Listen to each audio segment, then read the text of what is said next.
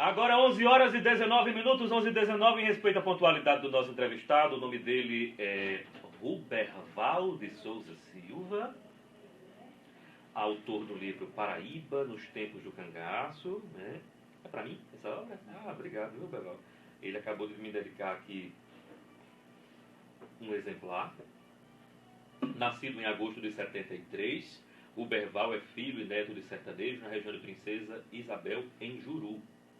Licenciado em Geografia pela UEPB, concluiu pós-graduação em Análise Ambiental. O uso de uma live ou de uma transmissão ao vivo no Facebook em um programa de rádio, ele é, hoje em dia, um divisor de águas. Por quê? Até bem pouco tempo atrás, o ouvinte interagia conosco mediante um telefonema, mediante um torpedo. Não estou falando uma mensagem do WhatsApp, nem estou falando também do Facebook ou de outras redes sociais. Estou falando de coisas mais antigas, a exemplo do próprio telefone, né? Onde o ouvinte reclamava, comentava o que nós estávamos comentando, ou nos apoiando, ou nos criticando, mas colocando fundamentalmente o seu ponto de vista. Com a live isso muda, porque o comentário é instantâneo e o ouvinte está vendo a nossa expressão facial, né? Eu gosto muito do ambiente de uma emissora de rádio, onde nós nos encontramos aqui, por exemplo, porque no rádio o ouvinte ele começa a imaginar que tipo de trejeito facial o apresentador, o locutor, o repórter está fazendo no momento em que ele está transmitindo a emoção da notícia que ele está veiculando.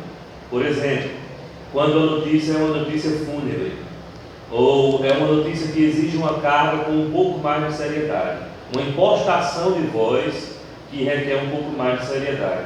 Que tipo de expressão facial tem o locutor, o apresentador, o jornalista e por aí vai? Isso pode ser percebido a partir da live. Vejo como um divisor de águas, principalmente pelo fato de, hoje, o internauta ouvinte, está tudo meio que mesclado, né?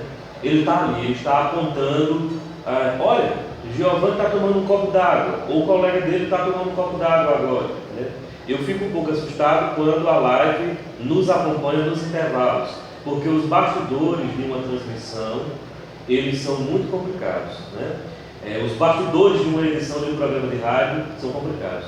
Vocês que já estão aí ultrapassando a fronteira dos seus períodos, sabem bem que no batente a gente costuma um pouco tirar a nossa máscara, né, quando a gente está no intervalo, porque quando nós estamos no ar, há várias personagens no ar, né? O jornalista, na realidade, é uma grande personagem. Ele interpreta, ele necessita muitas vezes colocar até um pouco de arte cênica naquilo que ele está fazendo, que o diga a Sandra Nemberg, que faz magistralmente o seu trabalho. Então, com a live, um risco. O risco do ouvinte, do internauta, perceber quem você é, a partir do seu olhar, a partir das suas expressões faciais. Com a live, uma oportunidade incrível de você mostrar outra faceta do seu trabalho. Um trabalho que é de comunicação radiofônica, mas que pode ser também um trabalho interativo nas redes sociais, feito de maneira econômica e extremamente viável. Basta ter um bom sinal de internet. Eu tenho que confessar para você que não dá tempo de responder a todos, principalmente quando nós estamos no ar. E eu prefiro não me concentrar em responder pessoalmente, devido ao fato de eu estou no ar, ele está me vendo pela live e está me ouvindo, ou pelo rádio, ou pela própria live, necessariamente. Se eu for formular uma resposta para ele ali, eu vou me embananar todinho, eu não vou conseguir raciocinar. E quando nós estamos em um programa de rádio, cumprindo um script, nós temos de, além de cumprir o script, estarmos preparados para o improviso, tendo em vista que nas edições habituais algo sempre dá errado. Quem trabalha com jornalismo sabe bem. algo sempre dá errado. Então, é bom ter sempre um plano B. Eu não respondo naquele momento. Depois, fica lá a gravação disponível no Facebook, eu vou lá, respondo, juntamente com minha equipe. Meu programa de rádio é um programa que está em uma emissora de rádio comunitária que fala para 100 mil habitantes da Zona Oeste de Campina Grande. É um quarto de Campina Grande acompanhando, quarto da audiência de Campina Grande, acompanhando o programa de rádio, Rádio Jornal, feito com uma linguagem extremamente opinativa. Eu não me filio a uma corrente de jornalistas que trabalha com um jornalismo puramente informativo. Para mim, a audiência merece saber o que eu penso, ou para concordar ou para discordar. E eu particularmente adoro quando discordam, porque a discordância vai gerar para mim uma sinergia capaz de propulsionar o meu trabalho e o próprio comentário das pessoas que estão comentando o meu trabalho. De modo que eu adoro essa faceta do jornalismo. O jornalismo opinativo, o jornalismo que permite a pluralidade de vozes, para que não fique só a minha, no sentido de eu estar maniqueisticamente tentando convencer a audiência de que eu sou o dono da razão.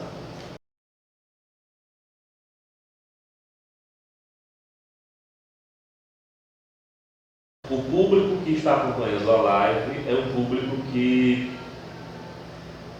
não está ouvindo a rádio. Quem está acompanhando a live está conectado na internet, está navegando no Facebook e, coincidentemente, o Facebook foi avisado de que o programa Giovanni Santos está no ar e a live começou. Ele vai ver e ouvir o programa Giovanni Santos acompanhando pela live. E outra coisa muito interessante, a comunidade que é atingida pelo sinal local do programa é uma comunidade que interage não pela live, mas pelos canais habituais. Ou vai na emissora, já que ela fica vizinha, né, no grande bairro Malvino, de Campina Grande, ou liga, tanto para o número fixo quanto para o telefone móvel, e lá faz a sua participação, traz a sua denúncia, opinião, crítica e por aí vai. Né?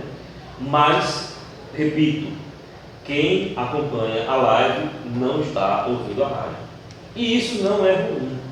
Isso, ao contrário, isso permite que o produto midiático que está sendo levado ao ar, ele possa ultrapassar a barreira do simples aparelho radiofônico para ingressar em outras mídias. Penso eu que a live é a novidade do momento, nesse segmento aí de mídias digitais que você está comentando. Mas daqui a algum tempo, inclusive quando essa nossa entrevista aqui se tornar arcaica, o que acontecerá muito em breve, já teremos outros produtos, porque outros equipamentos, outros instrumentos para facilitar a comunicação. Hoje em dia, nós temos muita facilidade para nos comunicarmos. Há muita facilidade. É por isso que tem tanto conteúdo ruim. Porque, até certo ponto, a mediocridade também ganhou condições de se expandir. É por isso que bons jornalistas, eles comunicam, refletem, mas não se deixam ser levados por inteiro pela sua audiência, no sentido de aquilo que é relevante para a formação da opinião pública, para um conteúdo de verdadeira utilidade pública, pode ser apreendido, pode ser absorvido, mas aquilo que só interessa a um grupinho que muitas vezes tem algum interesse político, eu particularmente filtro e não boto no ar.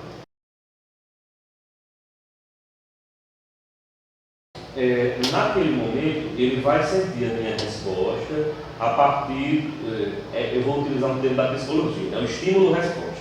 Estímulo-resposta. A minha resposta não será textual, mas será verbal. E visual até, tendo em vista que ele vai estar me acompanhando. Eu não penso que aconteça essa frustração como você menciona. penso que este novo ouvinte, internauta, ele já compreendeu que a comunicação ali empreendida, ela tem um modal diferente. Ela é muito eficiente, mas a resposta dela acontece de maneira diferente até, né? Essa frustração ela pode ser inclusive minimizada quando o apresentador utiliza o seu carisma, seja ele um radialista, um jornalista, ou como a Joyce, que estava na Veja e agora é youtuber, né? Essa frustração pode ser minimizada quando o comunicador tem a sensibilidade de captar a mensagem que o ouvinte está passando e de traduzi-la para os demais, democratizando-a e fazendo com que aquela pessoa que se dignou a escrever alguma coisa se sinta importante, simplesmente pelo fato de ter colocado a sua ideia, né? Nós vivemos em um momento muito importante. A comunicação está se expandindo e o respeito às ideias dos outros, olha como é bom ter uma ideia sua respeitada. O respeito à ideia dos outros é o grande diferencial dos profissionais de comunicação que realizam a boa comunicação.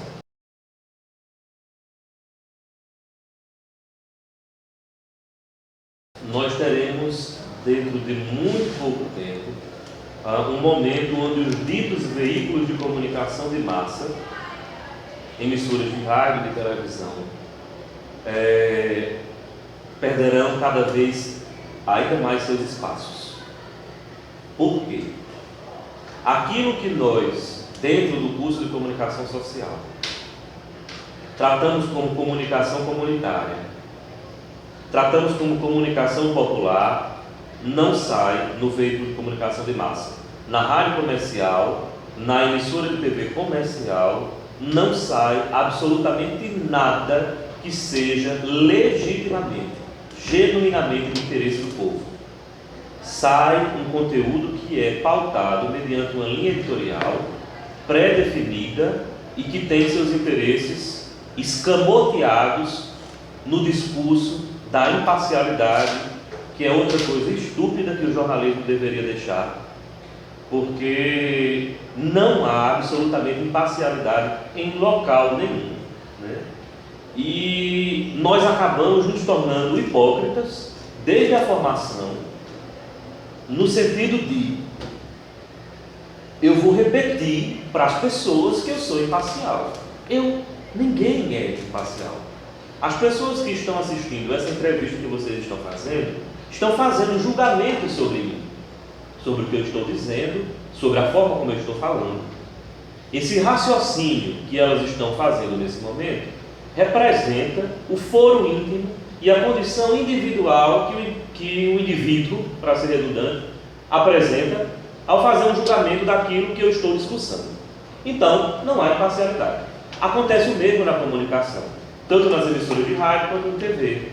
Só que sob esse manto do discurso da imparcialidade que se retroalimenta, nós acabamos mentindo para a população. Não há nada de errado eu defender um conjunto de ideologias das quais eu acredito. Não há nada de errado. Errado está eu privar você que pensa diferente de mim de chegar junto de mim e de me confrontar. Isso sim é antidemocrático, isso sim é antiético. Antiético é eu não permitir que o outro que pensa diferente de mim chegue perto de mim e aponte um contra-argumento. Em análise do discurso, a gente trata como contra-argumento.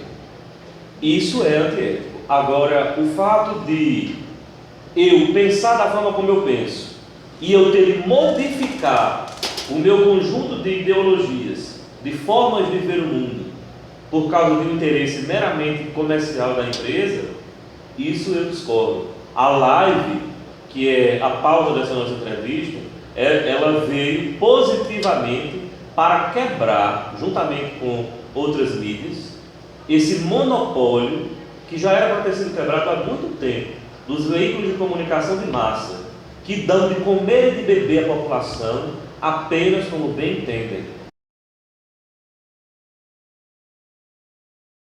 O um insight de, a partir de agora, observar com mais cuidado o que as pessoas estão comentando, o que as pessoas estão escrevendo, ele vai conseguir uma infinidade de pautas. Eu tenho nas redes sociais uma imensidão de internautas que interagem comigo e que me apresentam suas pautas, porém eu investigo. Exemplo prático: um professor de uma escola pública aqui em Zé Pinheiro me relatou um assalto ocorrido essa semana, onde os professores foram rendidos às 7 da manhã por 2 ladrões.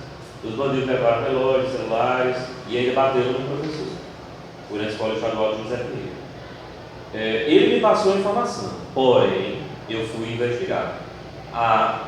Eu o interroguei. Ele falou comigo no Facebook Messenger e ali eu comecei a enviar o interrogatório. Há quanto tempo eu trabalho na escola?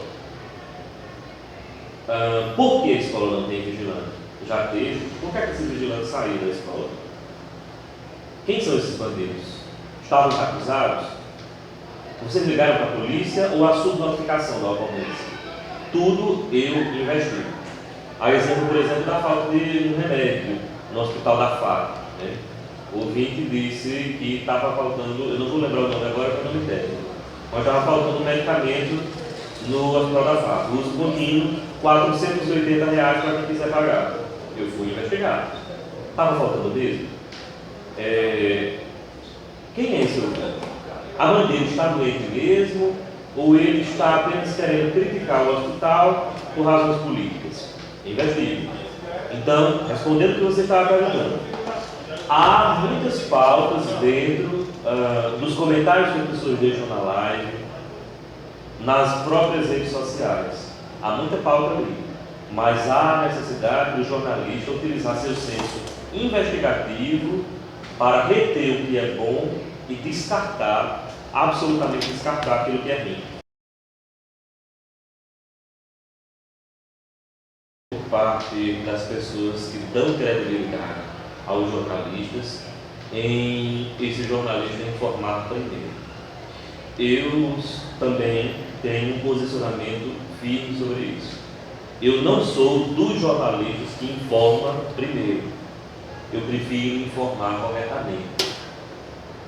Não, mas fulano e tal está na marca da notícia, informou primeiro. O problema é dele. São as pessoas que mais erram. São as pessoas que mais respondem processos judiciais. Podem ter até uma certa credibilidade num determinado espaço de tempo, mas não é o jornalismo como nós o conhecemos. O jornalismo de verdade ele informa com precisão. O jornalismo de verdade ele acrescenta algo novo. Ele tem a notícia. A notícia, quando ela é verdadeiramente apurada, ela tem ineditismo, ela apresenta traços de denúncia, ou de reconhecimento, mas de todo modo, ela tem uma precisão tão grande que ela consegue atingir facilmente o objetivo principal da comunicação, que é formar ou levar uma mensagem, transmitir uma mensagem. A transmissão da mensagem, na boa notícia e na boa reportagem, ela acontece de maneira instantânea.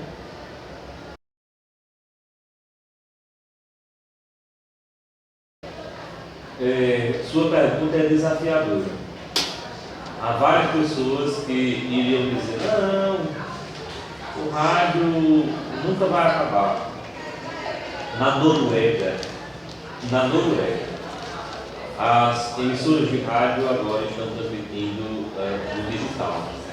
A Rádio Roquete Pinto, no Rio de Janeiro, realizou no último dia 20 de fevereiro de 2017 uma entrevista com especialistas e pesquisadores sobre rádio digital. Enquanto na Noruega o sinal de FM ele foi desligado e as emissoras estão indo para o digital, Aqui no Brasil nós estamos migrando de AM para FM. Perceba o instante do nosso atraso, né?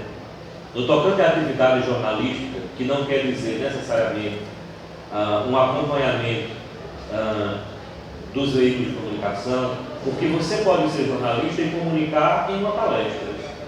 Você pode ser jornalista e comunicar em uma roda de fofoca na esquina de sua casa com as vizinhas mais fofoqueiras que você quer. Você está comunicando da mesma maneira. Penso eu que haverá uma democratização ainda maior. Não vou fazer aqui exercício de futurologia, mas de uma coisa eu tenho certeza: haverá uma democratização ainda maior, plataformas ainda mais diversas, para que o profissional da comunicação possa levar a sua mensagem e, principalmente, contribuir para uma sociedade mais justa, democrática, menos corrupta e mais educada.